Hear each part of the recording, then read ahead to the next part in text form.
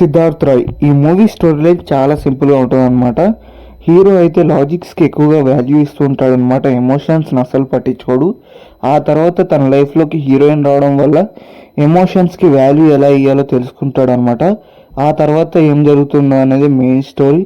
అతను ఎమోషన్స్లో ఎక్స్టెండ్ వెర్షన్కి ఎలా వెళ్ళిపోయాడు, ఆ తర్వాత తనకు జరిగిన లాసెస్ ఏంటి అనేది ఈ మూవీ స్టోరీ అయితే రికవర్ చేస్తుంది. ఇంకా ఎగ్జిక్యూషన్ విషయానికి వచ్చేస్తే దెబ్బేసింది మూవీలో ఎగ్జిక్యూషన్ అనేది. అండ్ కొత్త యాక్టర్ కావడం వల్ల యాక్టింగ్ పర్ఫార్మెన్స్ కూడా అంతగా లేకపోవడం వల్ల మనకు అక్కడక్కడ ల్యాగ్ అండ్ చిరాకు వచ్చేస్తూ ఉంటుంది.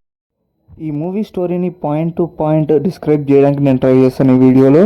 సో స్టోరీలో ప్రతి పాయింట్ని ఎక్స్ప్లెయిన్ చేస్తాను, అలాగే ఆ పాయింట్కి తగ్గినట్టు ఎక్స్ప్లెనేషన్ కూడా నేను ఇస్తాను అనమాట ఈ వీడియోలో. సో లేట్ చేయకుండా వీడియోని అయితే స్టార్ట్ చేసేద్దాం. And hi hello guys, my name is Satish. Movie start అవగానే హీరో పిచ్చోడ్లా రోడ్డు మీద పరిగెడుతూ ఉంటాడు అనమాట. బికాజ్ ఆఫ్ ఎమోషన్స్ ఉండడం వల్ల తన గర్ల్ ఫ్రెండ్ కోసం అయితే హిందూ హిందూ అని అరుస్తూ పరిగెడుతూ ఉంటాడనమాట.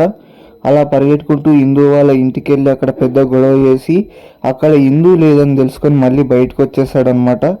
ఇక్కడ మనకు పాస్ట్లో జరిగిన స్టోరీని అయితే రివైండ్ చేస్తూ చూపిస్తారనమాట. పాస్ట్లో హీరో అయితే లాజిక్స్కి ఎక్కువగా వాల్యూ ఇస్తాడనమాట. చిన్నప్పుడు పేరెంట్స్ ఎక్కువగా చదివించడం వల్ల, అలాగే అతనికి చదవడం బుక్స్ బాగా అలవాటైపోవడం వల్ల అతను లాజిక్స్కి ఎక్కువగా వాల్యూ ఇవ్వడం, ఎమోషన్స్కి అంతగా వాల్యూ ఇవ్వకపోవడం వల్ల అతని మెంటల్ స్టేజ్ అనేది అలా అవుతుందన్నమాట. సో ఆ మెంటల్ స్టేజ్లో ఉన్నప్పుడు అతను లాజిక్స్కి ఎక్కువగా వాల్యూ ఇవ్వడం, మనిషి జీవితం అంటే only sex, food and rest అనేది అనుకోవడం. సో ఇందువల్ల అయితే తన జీవితం అనేది ఒక రేంజ్లో అయితే ఉంటుందన్నమాట. అతను ఎక్కువగా సెక్స్కి రియాక్ట్ అయినప్పుడు సెక్స్ చేస్తాడు, ఫుడ్ ఎక్కువగా తీసుకుంటాడు, ఇలా లాజిక్స్తోనే బతుకుతుంటాడు అనమాట. సో ఒకరోజు అతన్ని కాలేజీలో అలా ఇర్రెస్పాన్సిబుల్గా ఉండడం చూసిన హీరోయిన్ అయితే అతను ఏంటి ఇలా ఉన్నాడు, వెరైటీగా ఉన్నాడు అని చెప్పి అతన్ని అబ్జర్వ్ చేయడం స్టార్ట్ చేస్తుంది అనమాట.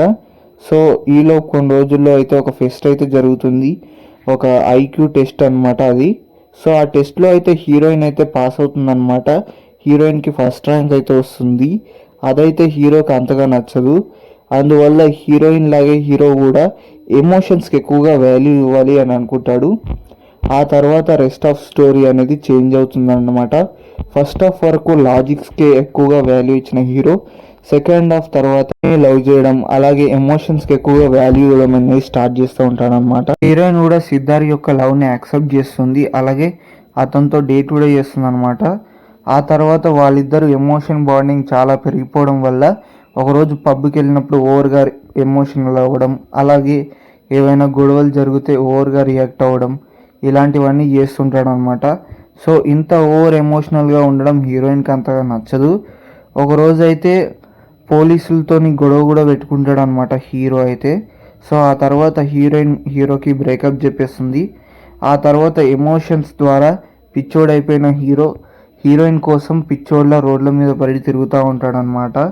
ఆఖరికి హీరోయిన్ వచ్చి చెప్పినా సరే హీరోయిన్ని పట్టించుకోకుండా నా హిందూ ఎక్కడని అరుస్తూ రోడ్ల మీద బస్సుల వెనకాల పరిగెడుతూ ఉంటాడనమాట.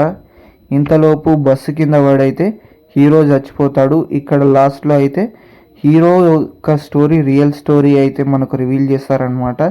మనకేదో ఏ ఫోటోని చూపించి సిద్ధార్థ్ రాయ్ అని అంటారు, నాకైతే అది అర్థం కాలేదు. సో ఫ్రెండ్స్, ఇదైతే మూవీ స్టోరీ అనమాట. స్టోరీ మీకు అర్థమయ్యే ఉంటుంది. హీరో ఫస్ట్ హాఫ్ మొత్తం లాజిక్స్కి, అలాగే సెకండ్ హాఫ్ మొత్తం ఎమోషన్స్కి అయితే వాల్యూ ఇస్తాడు. మధ్యలో ఫిలాసఫీల వల్ల అతని జీవితం అయితే నాశనం అయిపోతుంది. అండ్ ఇక్కడ మనం అర్థం చేసుకోవాల్సిన పాయింట్ ఏంటంటే ఈ మూవీని ఎలాంటి స్టోరీ నుంచి కాపీ చేశారన్నది. ఈ మూవీని అయితే అర్జున్ రెడ్డి లాంటి మూవీ నుంచి కాపీ చేద్దామని అనుకుంటున్నారు, కానీ యాజ్ యూజువల్గా దింపలేదన్నమాట. పేపర్లో రాసుకున్నప్పుడు బాగున్నా సరే ఎగ్జిక్యూషన్లో పోయిందని చెప్తాను నేనైతే.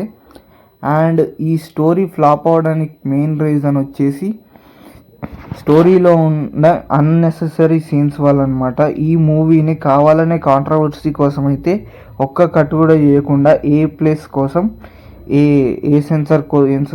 ఏ సర్టిఫికేట్ కోసం అయితే ఈ మూవీని అయితే ఒక్క కట్అవుట్ కూడా చేయకుండా తీసేశారు. ఎందుకంటే అన్నెసరీ సీన్స్ చాలా ఉన్నాయి ఈ మూవీలో. వాటిని కొంచెం కట్ చేసి ఉంటే ఇంకా కొంచెం ముందుకు వెళ్ళేది స్టోరీ. అండ్ స్టోరీ ఎగ్జిక్యూషన్ అనేది పూర్గా ఉంటుందన్నమాట. ఎక్కడ స్టార్ట్ చేశారో అక్కడే అయిపోతుంది, ప్రోగ్రెస్ అయితే అవ్వదు. అలాగే మధ్యలో కొన్ని టాపిక్స్ని అయితే ఎమోషనల్గా టచ్ చేయడం, అవి స్టోరీకి అంత అవసరం లేకపోయినా సరే కావాలని టచ్ చేసి వదిలేయడం వల్ల అవి అన్నెసెసరీగా అనిపించాయి. అండ్ ఈ మూవీలో ల్యాగ్ సీన్స్ అయితే మామూలుగా ఉన్నావు అనమాట. ఒక రేంజ్లో ల్యాగ్ సీన్స్ అయితే ఉంటాయి. అందువల్ల అయితే స్టోరీ అనేది ఇంకా ల్యాగ్గా. అండ్ నాకు ఈ మూవీ చూసాక అనిపించింది, హీరో క్యారెక్టర్కి ఇచ్చినంత ఇంపార్టెన్స్ ఈ మూవీలో ఇంకే యాక్టర్కి కూడా ఇవ్వలేదన్నమాట. సో అందువల్ల స్టోరీ అనేది